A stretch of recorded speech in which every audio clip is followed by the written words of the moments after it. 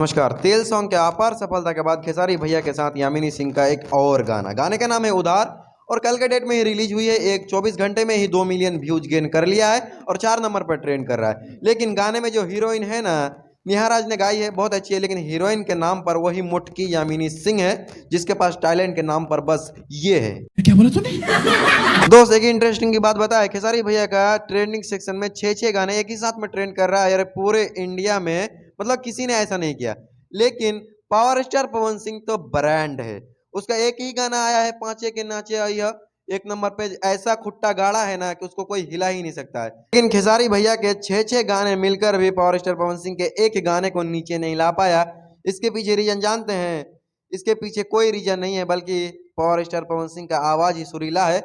और खेसारी लाल यादव का गाना कितना भी बेहतर हो और हीरोइन अगर अच्छी ना हो तो गाने में मजा कहाँ आता है यार।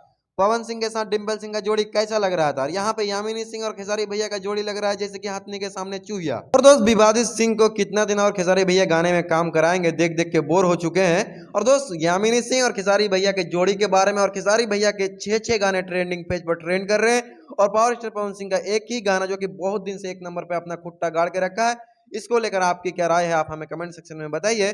मिलते हैं किसी इंटरेस्टिंग वीडियो के साथ, तब तक के लिए जय हिंद।